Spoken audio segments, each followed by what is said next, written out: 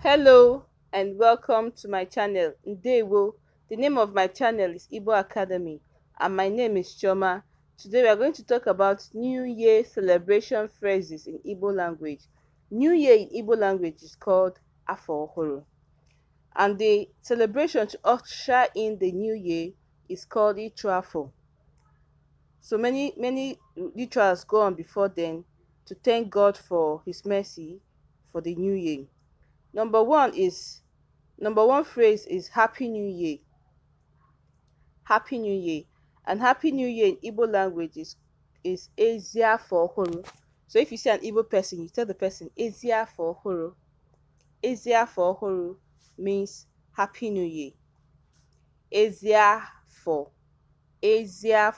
Ọhụrụ meaning Happy New Year. Number two, we have Cheers to health, happiness and prosperity. Cheers to health, happiness and prosperity. Ekele nyere ahụike, aṅụrị na ọganihu. Ekele nyere ahụike, aṅụrị na ọganihu. Have a sparkling new year. Nwee afọ ọhụrụ na-egbuke egbuke. Nwee afọ ọhụrụ na-egbuke egbuke. Have a sparkling new year. Nwee afọ ọhụrụ na-egbuke egbuke.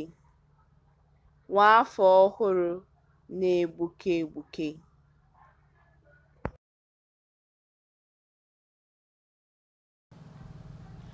May the new year bless you with health, wealth, and happiness.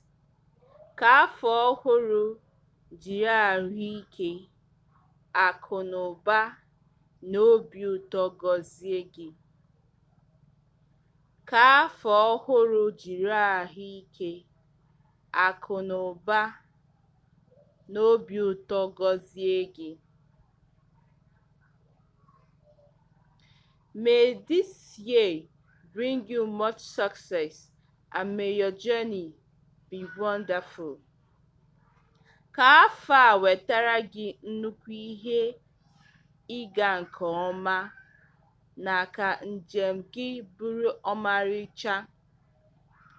Ka afọ a wetara gị nnukwu ihe ịga nke ọma na ka njem gị bụrụ ọmarịcha. I am wishing you and your family health, happiness, and prosperity in the new year. Ana m agọrọ gị na ezinụlọ gị ahụike, obi ụtọ na ọganihu n'ime afọ ọhụrụ. Ana m agọrọ gị na ezinụlọ gị ahụike, obi ụtọ na ọganihu n'ime afọ ọhụrụ.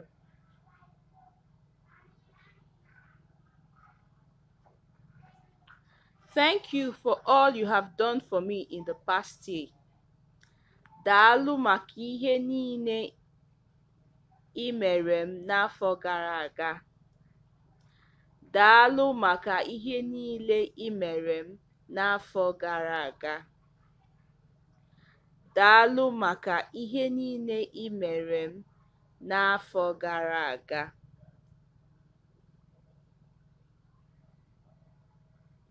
Happy New Year, my love.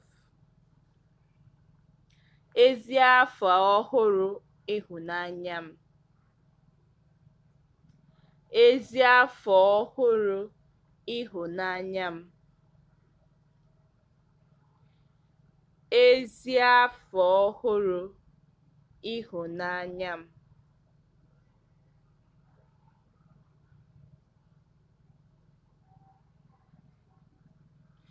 May next year bring us endless laughter and joy.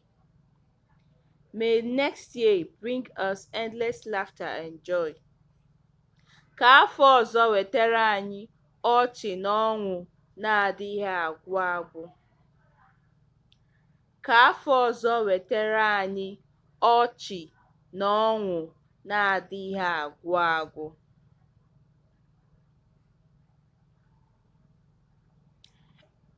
It is time to forget the past and celebrate a new start. Happy New Year! Oge eruola ichefu ihe gara aga wee mee mmemme mmalite ọhụrụ, ezi afọ ọhụrụ. Oge eruola ichefu ihe gara aga wee mee mmemme mmalite ọhụrụ, ezi afọ ọhụrụ. Happy New Year! I hope all your endeavors are successful. Ezi afọ ọhụrụ, enwere m olileanya na mbọ gị niile ga-aga nke ọma.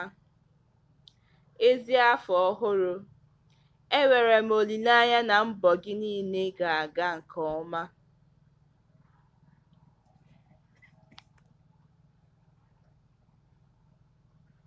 We wish you a very happy new year. Anyị na-agọrọ gị ezigbo afọ ọhụrụ. Anyị na-agọrọ gị ezigbo afọ ọhụrụ. Anyị na-agọrọ gị ezigbo afọ ọhụrụ. We wish you a very happy new year. Wishing you 12 months of success. Happy New Year.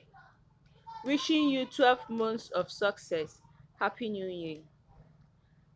A na-agọrọ gị ọnwa 12 nke ịga nke ọma, ezigbo afọ ọhụrụ. A na-agọrọ gị ọnwa 12 nke ịga nke ọma, ezigbo afọ ọhụrụ. Wishing you a blessed new year. A na-agọrọ gị afọ ọhụrụ gọziri agọzi.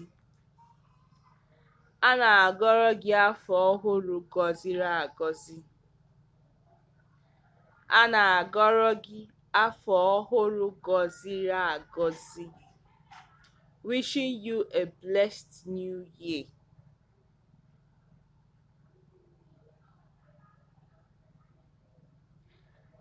And now, we welcome this new year, full of things that have never been. Happy New Year. Ma ugbu a, anyị na-anabata afọ ọhụrụ, jupụtara ihe na-enwetụbeghị mbụ, ezi afọ ọhụrụ. Ma ugbu a, anyị na-anabata afọ ọhụrụ, jupụtara ihe na-emetụghị mbụ, ezi afọ ọhụrụ. This year will be good for us. Amen. Afọ a ga-adịrị anyị na mma. Ise. Afọ a ga-adịrị anyị na mma. Ise. Anyị ga-enwe ezigbo ihe n'afọ a. Ise. Ụbịam ihe isi ike soro afọ gara aga laa. Ise. Happy New Year and do have a nice day. Ka emesịa.